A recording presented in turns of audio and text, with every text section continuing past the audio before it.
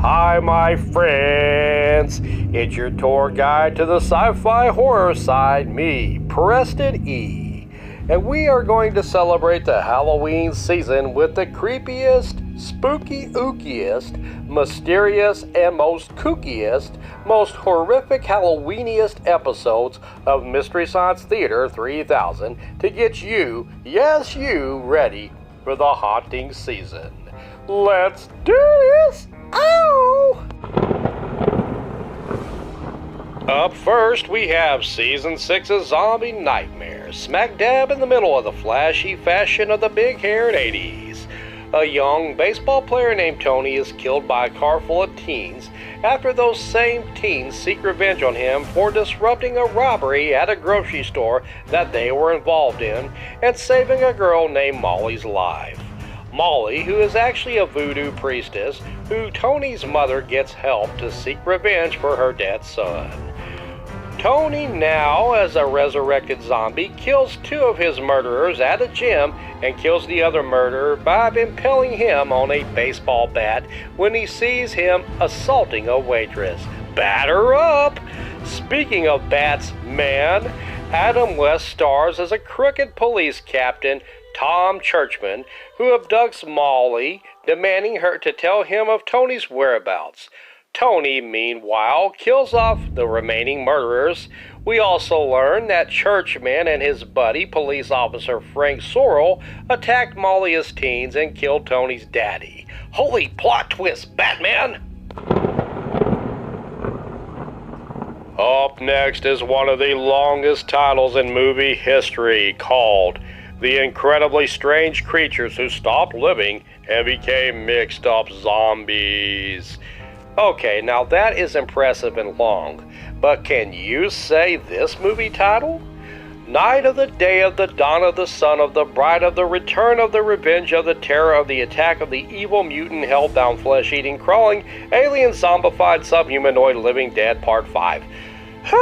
Yeah, me neither. By the time you're done saying that title, the movie's already over. Anyhow, the incredibly strange, I'll forget it. I'll just call this movie the ISCWSLABMUZ to save time. The ISCW, this movie with an insanely long title, is a 1964 horror that sees a young carnival goer getting cursed by the wrath of fortune teller Estrella. Estrella, with her henchman Ortega, has been turning carnival patrons into zombies by throwing acid in their faces.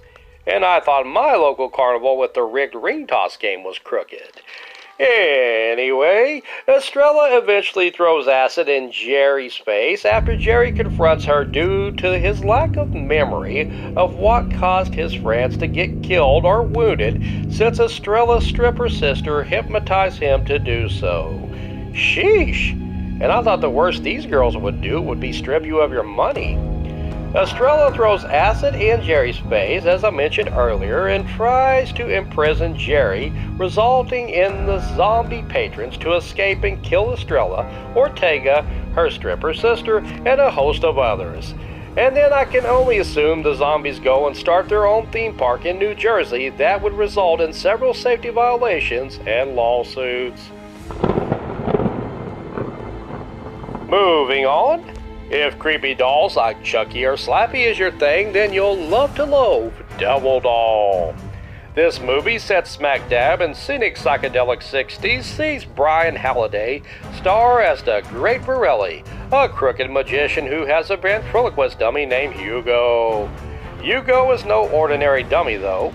He argues with his owner, wants to drink wine, and tries to kill his owner with a knife. And you thought Jeff Dunham's act was good, huh? You see, Hugo was once an assistant for Varelli and was hypnotized and felt comatose while Varelli transferred Hugo's soul into the dummy. Hugo was hypnotized into doing Varelli's bidding when not doing bad jokes with him on stage. With the help of Mark, the boyfriend of Marianne, who Varelli tries to hypnotize and tries to transfer her spirit into another dummy, Hugo and crew gets revenge on this Marshall Bro meanie. Up next is the Werewolf, the Werewolf, The Werewolf. The Werewolf is a 1977 horror indie film bringing in everyone's favorite Estevez, or is he a Sheen? Joe Estevez. Archaeologists dig up a skeleton they believe to be an werewolf in Arizona.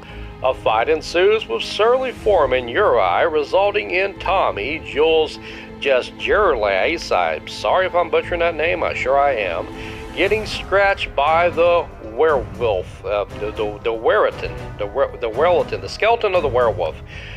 Tommy eventually turns into a werewolf, and begins to kill several people. Meanwhile, Joe and Bill wait for the foxy wolf with a parting gift of some silver bullets. Werewolf is famous for MST3K fandom for Adriana Miles' unique pronunciation of the creature, the werewolf. Now we have hobgoblins. What do you do with those hobgoblins? You riff on them relentlessly. This season 9 movie is about as 80s as you can get, with big hair, gaudy clothes, electronic music, and bargain basement gremlin ripoffs called the Hobgoblins. The Hobgoblins terrorize a group of teens, letting each realize their fantasies, but at a price, a grisly death.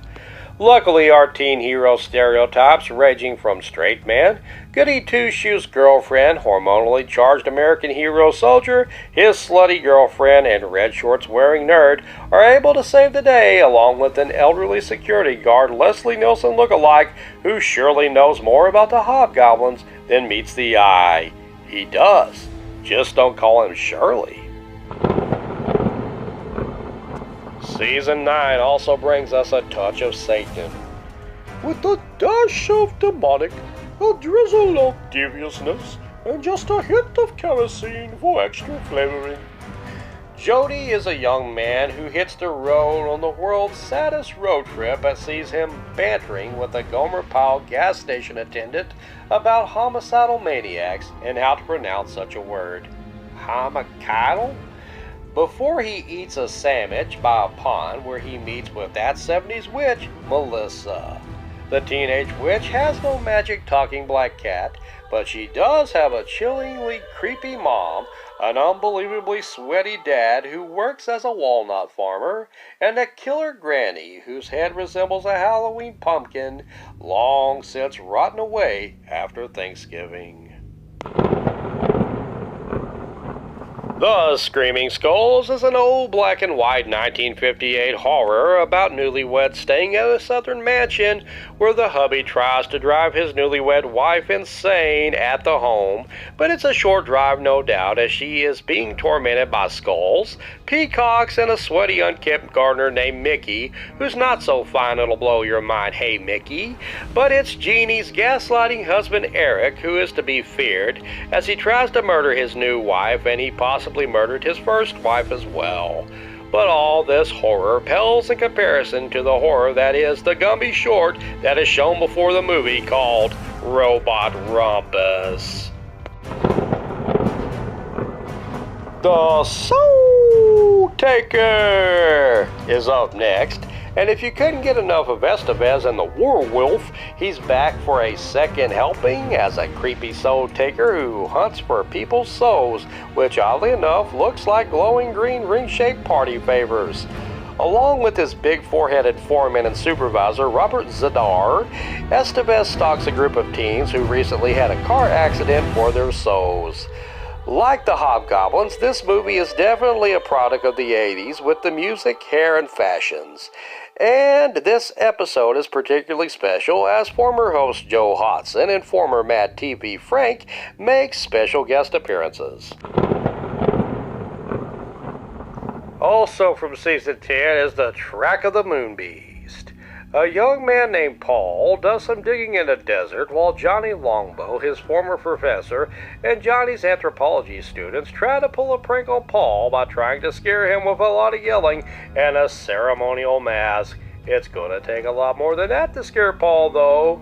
Paul and pink loving lady Kathy quickly start a relationship as they go to a high peak to watch meteorites fall where one falls on Paul. thus slowly turning him into a killer moon beast. Moonrock? Oh wow!